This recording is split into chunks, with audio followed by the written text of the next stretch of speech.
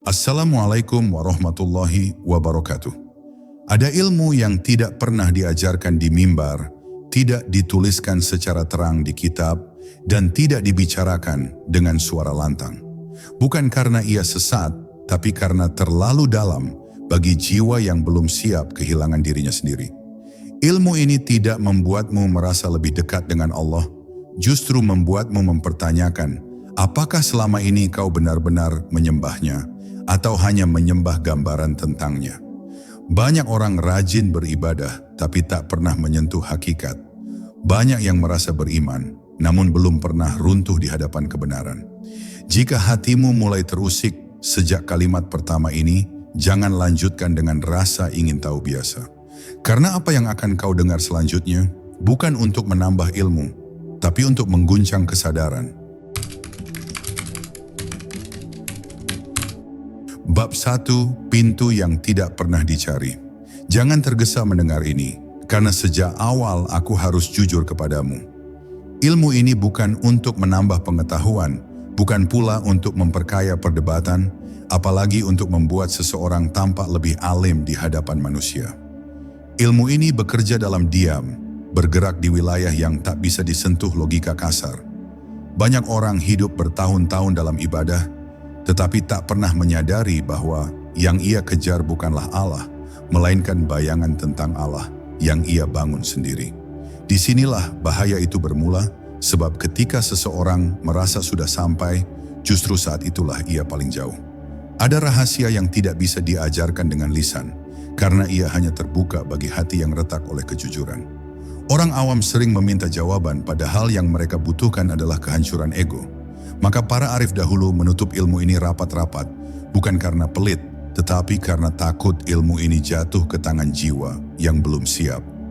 Ilmu ini bukan menaikkan derajat, justru meruntuhkan semua gelar batin yang selama ini kau banggakan. Ia tidak menenangkan nafsu, malah membuatmu gelisah, mempertanyakan ulang siapa dirimu sebenarnya. Jika kau mendengar istilah makrifat, jangan bayangkan cahaya, karomah, atau pengalaman mistik yang indah. Makrifat adalah pukulan paling keras bagi rasa aku. Ia datang bukan membawa kenyamanan, tetapi kesadaran yang tajam bahwa selama ini engkau hidup dalam ilusi ketaatan. Banyak yang rajin salat, tetapi belum pernah benar-benar bersujud.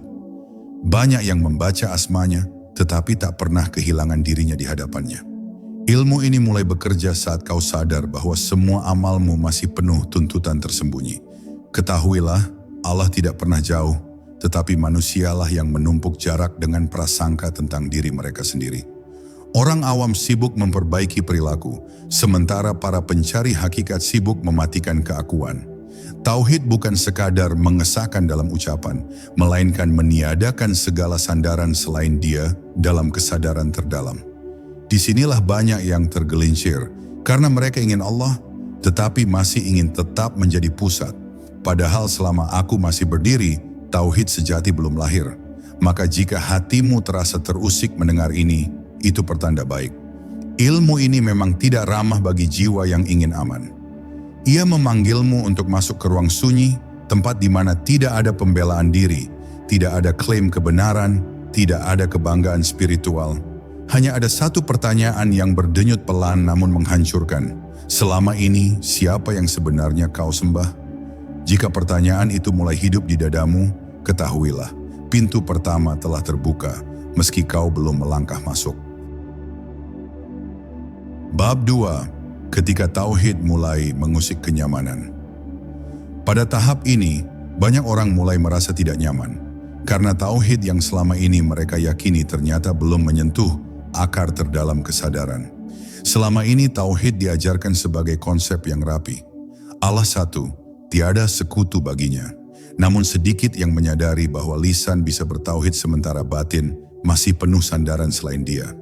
Ilmu ini tidak datang untuk merapikan keyakinan, tetapi untuk membongkarnya sampai tidak tersisa apapun yang bisa engkau klaim sebagai milikmu. Disinilah tauhid berhenti menjadi teori dan mulai menjadi pengalaman yang mengguncang. Banyak yang mengira syirik hanya soal menyembah berhala, padahal berhala paling licik adalah rasa memiliki atas amal, ilmu, dan kesalehan. Ketika seseorang merasa doanya lebih khusyuk, ibadahnya lebih lurus, ilmunya lebih dalam, disitulah hijab paling tebal sedang terbentuk. Ilmu ini mengajarkan bahwa apapun yang masih kau banggakan, di sanalah Allah belum sepenuhnya hadir. Bukan karena dia jauh, tetapi karena hatimu terlalu penuh oleh dirimu sendiri. Tauhid sejati menuntut ruang yang kosong, bukan hati yang penuh prestasi rohani. Para arif memahami bahwa Allah tidak bisa didekati dengan langkah, tidak bisa dicapai dengan usaha, dan tidak bisa dipaksa dengan amal. Semua gerak itu hanyalah sarana untuk melelahkan ego, bukan untuk menarik Tuhan. Ketika seseorang masih merasa aku yang mendekat, aku yang mencari, aku yang menemukan, maka ia masih berdiri di luar pintu. Tauhid bukan tentang perjalanan menuju Allah, melainkan runtuhnya kesadaran bahwa engkau pernah terpisah darinya. Kesadaran ini tidak bisa diwariskan, hanya bisa dialami setelah banyak kekecewaan batin. Disinilah banyak pencari berhenti, bukan karena ilmunya salah, tetapi karena hatinya belum rela kehilangan identitas. Sebab tauhid yang hidup akan mematikan peran-peran yang selama ini kau mainkan di hadapan manusia. Ia mencabut kebutuhan untuk diakui, dipuji, dan dibenarkan. Ia membuatmu tenang saat disalahpahami dan diam saat direndahkan. Karena pusat dirimu tidak lagi berada di pandangan makhluk. Bagi jiwa yang belum matang, kondisi ini terasa seperti kehilangan arah, padahal sejatinya ia sedang dibebaskan.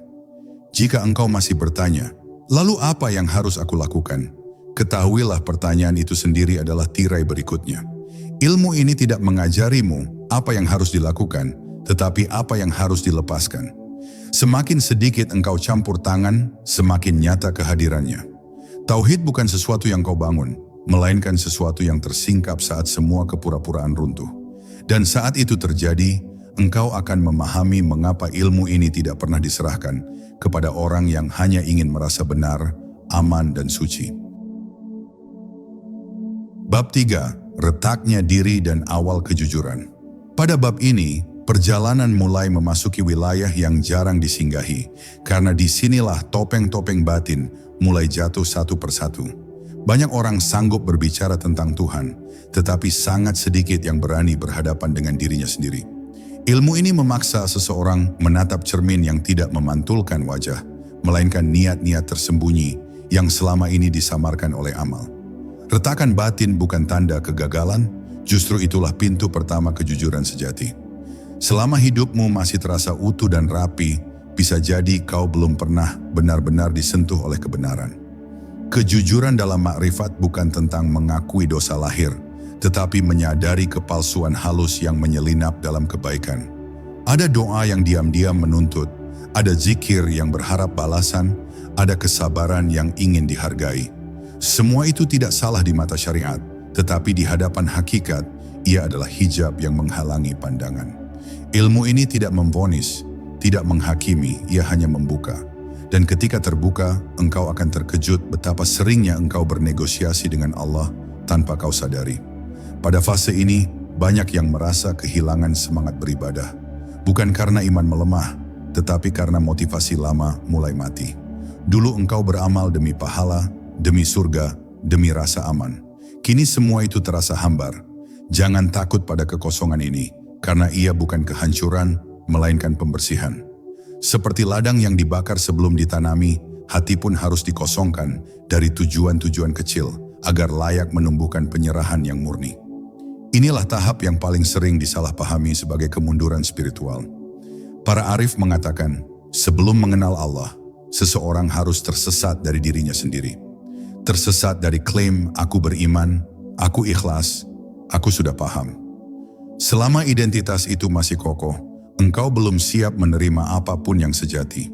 Ilmu ini bekerja dengan cara membingungkan pikiran, melelahkan logika, dan membuatmu diam tanpa pegangan.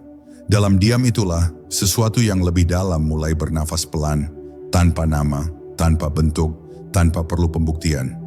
Jika hari-harimu mulai dipenuhi pertanyaan yang tidak bisa dijawab oleh kitab maupun guru, jangan buru-buru mencari pelarian. Duduklah bersama kegelisahan itu, karena di sanalah engkau sedang diajar langsung oleh kehidupan. Ilmu ini tidak datang melalui kalimat indah, tetapi melalui runtuhnya kepastian palsu. Dan saat engkau tidak lagi berani mengklaim apapun tentang dirimu di hadapan Allah, disitulah kejujuran pertama lahir. Bukan kejujuran kepada manusia, tetapi kejujuran eksistensial yang hanya bisa dirasakan, bukan diucapkan.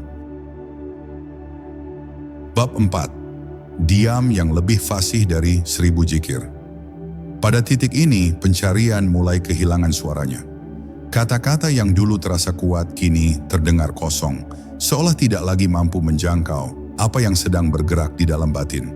Banyak yang panik ketika doa tak lagi mengalir seperti biasa, zikir terasa kering, dan ibadah seakan kehilangan rasa. Padahal justru disinilah proses terdalam sedang berlangsung. Ilmu ini tidak selalu hadir dalam rasa hangat atau getaran spiritual. Terkadang ia datang sebagai sunyi yang panjang, sunyi yang memaksa seseorang berhenti bersandar pada ekspresi lahiriah. Diam yang dimaksud bukan sekadar tidak berbicara, tetapi berhentinya dorongan untuk menjelaskan diri di hadapan Allah. Sebelumnya engkau terbiasa membawa daftar alasan, harapan, dan keluhan. Kini semua itu satu persatu luruh, bukan karena terjawab, tetapi karena tak lagi relevan. Dalam diam ini, engkau mulai merasakan bahwa Allah tidak menunggu penjelasanmu, tidak menuntut performamu, dan tidak membutuhkan pembuktian kesalehanmu. Kesadaran ini pelan-pelan melunakkan batin yang selama ini tegang oleh tuntutan menjadi baik. Banyak orang mengira kedekatan dengan Allah harus selalu ditandai dengan rasa manis. Padahal para arif justru mengenali kehadirannya melalui hilangnya sensasi. Ketika engkau tidak lagi sibuk merasakan, menilai, atau mengukur keadaan ruhani, disitulah hati mulai jujur dalam kepasrahan. Diam ini bukan kehampaan, melainkan ruang yang luas, tempat ego tidak lagi berisi. Dan hanya dalam ruang seperti inilah, tauhid bisa bernafas tanpa gangguan keinginan tersembunyi. Pada fase ini, engkau mungkin merasa jauh dari manusia, bukan karena sombong, tetapi karena percakapan biasa tak lagi menyentuh kedalamanmu. Dunia tetap berjalan, tawa tetap ada, tetapi di dalam dirimu muncul jarak yang hening. Jangan salah menafsirkan ini sebagai keterasingan, sebab sesungguhnya engkau sedang belajar hadir tanpa bergantung. Ilmu ini tidak memisahkanmu dari kehidupan, ia hanya memutus ketergantungan batin terhadap penilaian dan validasi makhluk. Jika engkau mampu bertahan dalam diam ini tanpa tergesa mencari pengganti, maka sesuatu yang halus akan tumbuh dengan sendirinya. Bukan pengetahuan baru, bukan pengalaman luar biasa, melainkan ketenangan yang tidak meminta alasan. Dalam ketenangan itu, engkau tidak lagi sibuk bertanya di mana Allah, karena pertanyaan itu sendiri telah gugur. Dan di saat itulah, tanpa pengumuman dan tanpa tanda, engkau mulai memahami mengapa para arif lebih memilih diam. Sebab ada kebenaran yang hancur begitu ia diucapkan. Bab 5. Saat aku tidak lagi menjadi pusat. Di bab ini, sesuatu yang sangat halus mulai bergeser, hampir tak terasa, namun dampaknya mengguncang seluruh cara pandangmu. Selama ini aku selalu berdiri di tengah, mengatur makna, menilai kejadian, dan menentukan arah. Bahkan dalam ibadah paling khusyuk sekalipun, aku masih menjadi pelaku utama yang merasa berbuat, mendekat, dan memilih. Ilmu ini perlahan menyingkap kenyataan pahit namun membebaskan, bahwa selama aku masih menjadi pusat, Allah hanya akan hadir sebagai objek. Dan tauhid sejati tidak pernah mengizinkan Tuhan menjadi objek kesadaran. Ketika pusat itu mulai runtuh, engkau tidak serta-merta menjadi orang suci atau bijak.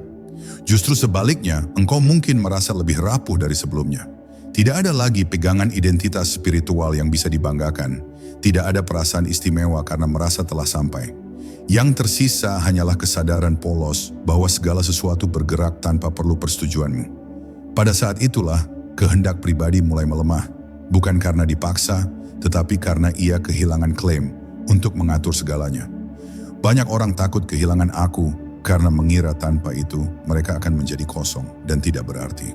Padahal yang sebenarnya terjadi adalah kebebasan dari beban menjadi seseorang. Ketika engkau tidak lagi sibuk menjaga citra batin, engkau bisa hadir sepenuhnya dalam setiap keadaan, tanpa perlu menempelkan label spiritual atau duniawi. Ilmu ini tidak membuatmu melayang, justru membumikanmu dalam penerimaan yang utuh. Segala yang datang diterima, bukan karena pasrah yang lemah, tetapi karena tidak ada lagi yang menolak. Pada fase ini, amal tidak lagi terasa sebagai kewajiban berat dan dosa tidak lagi menjadi drama panjang. Segalanya ditempatkan secara jujur dan proporsional. Engkau berbuat baik tanpa merasa lebih, dan ketika tergelincir engkau kembali tanpa kebencian pada diri sendiri. Inilah tanda bahwa pusat telah bergeser. Bukan berarti nafsu hilang, tetapi ia tidak lagi memegang kendali. Yang memimpin kini bukan dorongan, bukan ketakutan, bukan harapan, melainkan kesadaran yang tenang. Jika engkau sampai di titik ini, jangan pernah merasa telah mencapai sesuatu. Perasaan sampai adalah undangan paling halus bagi kembalinya ego dengan wajah baru. Ilmu ini tidak mengenal garis akhir, ia hanya mengenal peluruhan yang terus-menerus. Semakin aku memudar, semakin ringan hidup terasa. Dan disitulah engkau mulai mengerti bahwa selama ini yang menghalangi cahaya bukan dosa besar, melainkan rasa diri yang terlalu ingin ada. Bab 6. Kehendak yang larut dalam kehendaknya. Pada tahap ini, engkau mulai menyadari bahwa banyak keputusan yang kau anggap lahir dari kehendakmu sendiri ternyata hanyalah ilusi kendali. Ilmu ini membuka mata batin bahwa hidup tidak pernah benar-benar berada di tangan aku, sejak awal hingga akhir. Kesadaran ini tidak datang sebagai konsep fatalistik, melainkan sebagai ketundukan yang lembut. Bukan menyerah karena kalah, tetapi karena akhirnya melihat bahwa tidak ada yang perlu dipertahankan. Ketika kehendak pribadi melembut, sesuatu yang lebih luas mulai mengalir tanpa hambatan. Banyak orang salah paham, mengira larutnya kehendak berarti pasif dan berhenti berusaha. Padahal justru sebaliknya, tindakan tetap terjadi, langkah tetap diambil, tetapi tanpa beban kepemilikan hasil. Engkau bekerja tanpa kecemasan berlebihan, berdoa tanpa tuntutan tersembunyi, dan bergerak tanpa dorongan untuk mengendalikan arah semesta. Inilah amal yang tidak melelahkan karena tidak lagi ditopang oleh ambisi batin. Yang bekerja bukan lagi rasa harus, melainkan keselarasan yang tenang. Dalam kondisi ini, engkau mulai melihat hikmah bahkan dalam hal-hal yang dulu kau sebut kegagalan. Bukan karena semuanya terasa indah, tetapi karena perlawanan batin telah surut. Tidak semua luka harus dipahami, tidak semua peristiwa harus dimenangkan. Ilmu ini mengajarkan bahwa kedewasaan ruhani bukan tentang selalu benar, tetapi tentang tidak lagi bereaksi berlebihan terhadap apa yang tidak bisa diubah. Ketika engkau berhenti memaksa makna, makna justru datang dengan sendirinya. Para arif menyebut keadaan ini sebagai hidup dalam izin, di mana setiap tarikan nafas tidak lagi dipisahkan dari kesadaran akan kehendak yang maha meliputi. Bukan berarti engkau mendengar suara atau melihat tanda-tanda khusus, tetapi ada rasa cukup yang tidak bergantung pada keadaan luar. Hati tidak lagi mudah goyah oleh pujian maupun cercaan, karena sumber nilainya tidak berada di sana. Ketika kehendak pribadi larut, ketakutan pun kehilangan pijakan. Jika engkau membaca ini dan merasa asing, itu wajar, karena ilmu ini memang tidak bisa dikejar, hanya bisa menyusul ketika engkau berhenti berlari. Tidak ada teknik khusus untuk mencapainya, tidak ada wirid rahasia yang menjaminnya. Ia datang sebagai buah dari kejujuran panjang, kesabaran dalam kebingungan, dan keberanian untuk tidak tahu. Dan saat kehendakmu tidak lagi menuntut dunia tunduk padanya, disitulah engkau mulai hidup tanpa permusuhan dengan takdir. Bab 7. Melihat tanpa mengklaim melihat. Di bab ini, penglihatan batin mulai jernih, tetapi justru tidak ada dorongan untuk mengakuinya. Segala sesuatu tampak apa adanya, tanpa perlu dihias makna spiritual atau ditarik ke kesimpulan besar. Engkau mulai memahami bahwa kebenaran tidak selalu datang sebagai pencerahan dramatis, melainkan sebagai kesederhanaan yang tidak menuntut perhatian. Ilmu ini menyingkap bahwa semakin dalam seseorang melihat, semakin sedikit yang ingin ia katakan. Karena apapun yang diklaim, disitulah jarak kembali tercipta. Banyak pencari terjebak pada pengalaman, lalu berhenti di sana. Mereka melihat sedikit cahaya, lalu menganggap telah menemukan matahari. Padahal pengalaman hanyalah fenomena, datang dan pergi sesuai kondisi batin. Ilmu ini mengajarkan kewaspadaan yang lembut. agar engkau tidak menggenggam apapun, bahkan pengalaman paling halus sekalipun. Sebab saat engkau berkata, "Aku melihat," secara halus aku telah kembali berdiri di depan, memisahkan antara yang melihat dan yang dilihat. Pada tahap ini, engkau mulai memahami mengapa para arif tidak tergesa mengajarkan apa yang mereka alami. Bukan karena takut disalahpahami, tetapi karena mereka sadar bahwa pemahaman tidak bisa dipindahkan begitu saja. Kata-kata hanya akan membangun gambaran, bukan kesadaran. Dan gambaran seringkali lebih menghalangi daripada membantu. Maka ilmu ini diwariskan melalui kehadiran, melalui sikap, melalui cara seseorang diam dan bertindak di tengah dunia. Engkau pun mulai hidup dengan kewaspadaan yang tidak tegang. Setiap lintasan hati diperhatikan tanpa dihakimi. Setiap reaksi muncul lalu dibiarkan mereda. Tidak ada lagi upaya untuk menjadi suci, karena upaya itu sendiri adalah bentuk keinginan yang halus. Kesadaran berjalan mendahului penilaian, dan disitulah kebebasan terasa nyata. Engkau tidak lagi sibuk mengoreksi diri, karena yang perlu dikoreksi telah kehilangan pusatnya. Jika sampai di sini engkau masih bertanya, apakah ini makrifat? Maka ketahuilah pertanyaan itu menandakan engkau masih berada di tepi. Ilmu ini tidak memberi label, tidak menawarkan kepastian yang bisa dipamerkan. Ia hanya meninggalkan kejernihan yang tenang, tanpa klaim, tanpa cerita. Dan justru dalam ketidakbutuhan untuk mengakui apapun, engkau mulai melihat dengan cara yang tidak lagi terpisah dari Yang Maha Melihat. Bab 8. Ketika batas diri mulai mengabur. Pada tahap ini, pemisahan yang dulu terasa begitu nyata mulai melemah tanpa perlu diserang. Engkau tidak lagi sibuk memikirkan siapa dirimu dan siapa selain dirimu, karena batas itu perlahan mengabur dengan sendirinya. Bukan dalam arti engkau kehilangan kesadaran sebagai manusia, tetapi engkau tidak lagi mengikatkan makna pada peran dan identitas. Ilmu ini menyingkap bahwa sebagian besar penderitaan lahir bukan dari keadaan, melainkan dari garis-garis imajiner yang kita pertahankan dengan keras kepala. Hubungan dengan manusia pun mulai berubah. Engkau mendengar tanpa ingin menang, berbicara tanpa ingin menguasai, dan hadir tanpa dorongan untuk mengesankan. Bukan karena engkau lebih bijak, tetapi karena tidak ada lagi pusat yang perlu dilindungi. Ketika batas diri melemah, empati tumbuh tanpa dipaksakan. Engkau tidak harus memahami semua orang, cukup berhenti memenjarakan mereka dalam penilaian. Disitulah kasih muncul, bukan sebagai emosi tetapi sebagai sikap batin yang luas. Ilmu ini membuatmu melihat bahwa kebaikan dan keburukan seringkali hanyalah sudut pandang yang lahir dari keterikatan. Ketika keterikatan itu mengendur, reaksi batin pun ikut melunak. Bukan berarti engkau membenarkan segalanya, tetapi engkau tidak lagi bereaksi dari luka lama. Kejernihan ini membuat tindakanmu lebih tepat, meski kadang tidak sesuai harapan orang lain.